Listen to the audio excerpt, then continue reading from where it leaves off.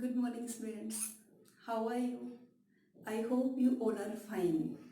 Students, in today's video, I will explain Flamingo's second part, Lost Spring, written by the writer Anish Jung, who was born in 1964. Students, as you all know that there are two parts in this chapter. First one is sometimes I find a rupee in the garbage, and second part is I want to drive a car. And as you all know that it's a revision video, so in this revision video I will explain only important in between question answers of the story. First story हम कल की video में discuss कर चुके हैं। First story के जो भी इम्पोर्टेंट क्वेश्चन थे चैप्टर के बीच में से जो बन रहे थे वो हम डिस्कस कर चुके हैं। तो आज हम सेकंड पार्ट जिसका नाम है I want to drive a car, इसके इम्पोर्टेंट क्वेश्चंस हैं वो डिस्कस करने वाले हैं। And character of second story is mainly Mukesh. Mukesh he belongs to a bangle makers family, but he was different from his family because he wants to become a motor mechanic, he wants to drive a car। तो वो अपनी family से बिल्कुल ही different होता है। he was very determined boy, optimistic also। तो इस chapter के जो टेक्सचुअल क्वेश्चन है वो हम डिस्कस नहीं करेंगे क्योंकि टेक्सचुअल क्वेश्चन है वो आपकी बुक में गिवन है, आप उनको इजीली कर सकते हैं। चैप्टर के बीच में जो क्वेश्चन बन रहे हैं वो हम यहाँ पे डिस्कस कर रहे हैं। तो first question, is it possible for Mukesh to realise his dream, justify your answer. कि क्या ये पॉसिबल है कि मुकेश का ड्रीम है वो फुलफिल हो सकता है। मुकेश का ड्रीम कौन सा था? He wants to become a motor mechanic, he wants to drive a car.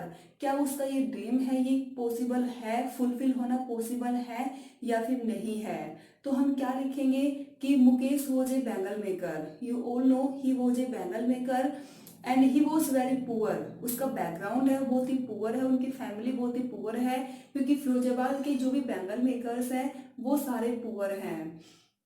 But वो डिफरेंट कैसे है, उसका ड्रीम क्या है कि he wants to drive a car. अब ये उसका ड्रीम पॉसिबल नहीं है, अगर जनरली देखा जाए तो it's not possible, it's not possible for Mukesh to realise his dream. लेकिन यदि कोई उसकी हेल्प करे तो उसके लिए उसका ड्रीम फुलफिल करना पॉसिबल है। Second question, comment on the frail. Frail means weak, कमजोर। Women who cooks the evening meal for the whole family. अब यहाँ पे है कि जब राइटर अनीश जंग है वो मुकेश के साथ उनके घर जाती है तो एक फ्रेल, एक वीक वुमेन है जो खाना बना रही होती है। तो उस वीक वुमेन के बारे में आपको बताना है कि वो कौन थी। तो वो कौन थी? She was the wife of Mukesh elder brother, means Mukesh के एल्डर ब्रदर की वाइफ थी। सी वॉज वीक, वो वीक होती है। She was not elder in age, age में बहुत बड़ी नहीं होती, but she was already in charge of 3 member, Mukesh, his elder brother and their father. वो उस हाउस की डॉटर इन लॉ है, पुत्र वधू है। तो वहाँ पे एक उसको कस्टम फॉलो करनी होती है कि जब भी फैमिली का कोई एल्डर आएगा तो उसे साइड में होना पड़ेगा और अपने फेस को कवर करना होगा। तो ये था सेकंड क्वेश्चन हमारा। नेक्स्ट है, हु इज सविता। सविता कौन है? व्हाट डज शी डू, वो क्या करती है?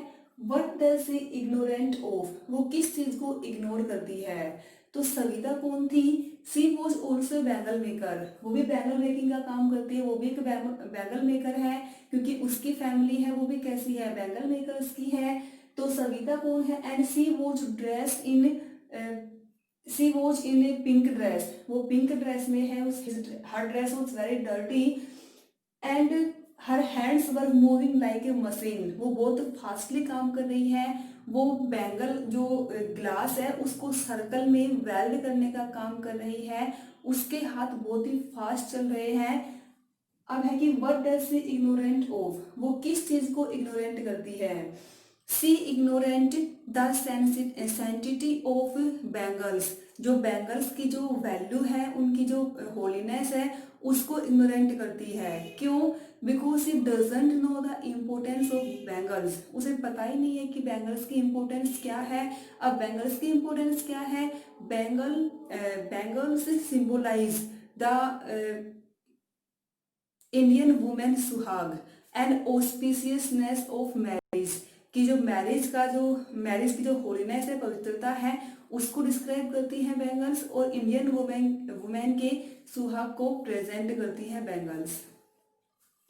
तो ये क्वेश्चन आपको क्लियर है। Next question, why do the boys and girls end up losing their eyesight, कि जो बॉयज और गर्ल्स हैं वो बैंगल मेकिंग का काम करते हैं, उनकी आईसाइट लॉस्ट कैसे हो जाती है। तो कैसे हो जाती है कि हमने चैप्टर में डिस्कस किया था, क्या किया था कि मोर देन 20,000 चिल्ड्रन हैं वो ऐसी फर्नेसेस में काम करते हैं जहाँ का टेम्परेचर बहुत ही हाई है, एंड दे वर्क इन डिग्नी सेल्स, वो छोटे छोटे रूम में काम करते हैं विदाउट एयर एंड लाइट, वहाँ पे प्रॉपर वेंटिलेशन का भी अरेंजमेंट नहीं होता, और इस कंडीशन में अगर वो काम करते हैं तो अडल्ट होने से पहले ही उनकी आई साइट लॉस्ट हो जाती है, उनकी आईज इतनी वीक हो जाती है कि वो अपने आप को डार्कनेस में एडजस्ट कर लेती है, लेकिन डे लाइट में अपने आप को एडजस्ट नहीं कर पाती, इसीलिए वो अडल्ट होने से पहले ब्लाइंड हो जाते हैं।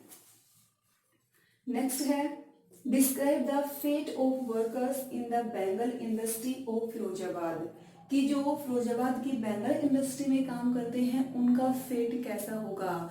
तो ओब्वियसली उनका फेट है वो कैसा होगा, अनसर्टेन है, उनका फेट है वो ब्लैक है, डार्क है, क्योंकि वो ऐसे सेल्स में काम करते हैं जहाँ पे ना लाइट है ना एयर है, कोई वेंटिलेशन अरेंजमेंट नहीं है, और वहाँ का टेम्परेचर है वो बहुत ही हाई है, और वहाँ पे बहुत सारे मेंबर ऐसे हैं जो मेनली वहाँ पे चिल्ड्रन काम करते हैं, और चिल्ड्रन के लिए ऐसा करना बहुत ही हार्मफुल है, क्योंकि उन्हें बहुत सारी डिजीज हैं वो डेवलप हो जाती है, ऐसे करने से उनके लंग्स की प्रॉब्लम, कैंसर प्रॉब्लम हो जाती है, और उनकी हेल्थ है वो बहुत ही डिक्लाइन होती चली जाती है। तो उनका फेट कैसा होगा, ऑब्वियसली उनका फेट है वो डार्क होगा।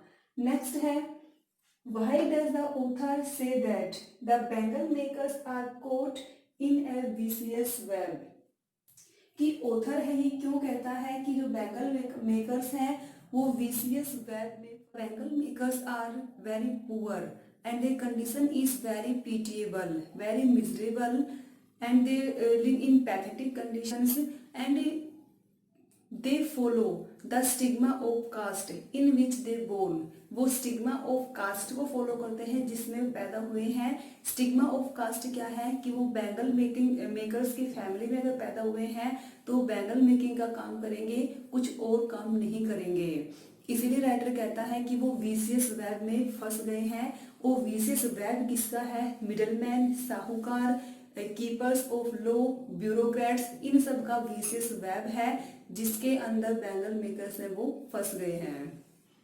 नेक्स्ट है, what are the two words in which the bangle makers are trapped, trapped means फंस जाना, कि वो दो वर्ड कौन से हैं जिसमें बैंगल मेकर्स फंसे हुए हैं।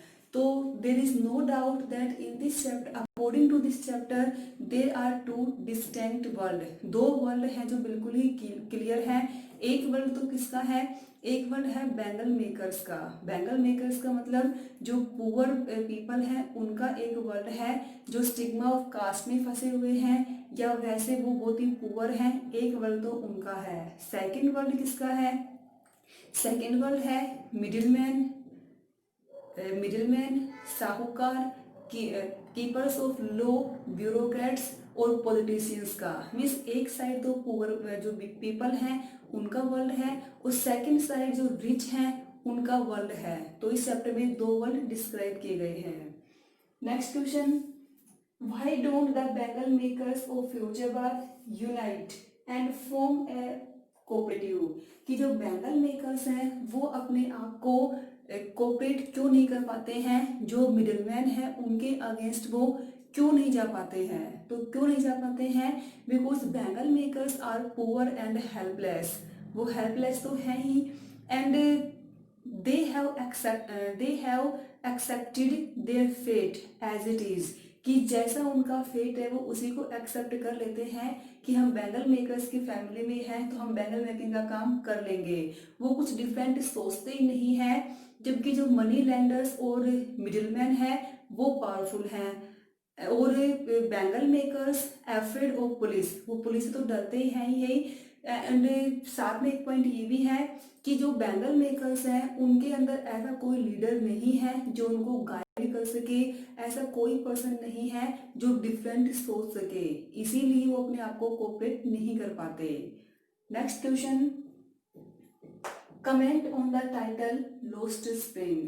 The title of this chapter is logical and appropriate. Here spring means childhood. जैसे कि जो स्प्रिंग है वो सबसे प्लेजेंट वेदर होता है, तो वैसे ही चाइल्डहुड है वो ह्यूमन लाइफ का सबसे प्लेजेंट पीरियड होता है। But owing to poverty they don't get education. लेकिन जो पुअर बच्चे हैं वो क्या करते हैं, वो एजुकेशन गेन नहीं कर पाते, जिससे वो पुअर ही रह जाते हैं। उनका जो चाइल्डहुड है वो अच्छे से वो स्पेंड नहीं कर पाते हैं। They are deprived, deprived means दूर रहना, वंचित रहना। They are deprived of the normal pleasure of childhood, so as a result they lost their spring. Spring means childhood. In this way the title of this chapter is logical and appropriate. तो students I think आपको ये questions समझ में आ गए होंगे। आपको इनको rough notebook में राइट करना है 3 मार्क्स के अकॉर्डिंग। कहीं भी कोई प्रॉब्लम हो तो आप मुझसे पूछ सकते हैं।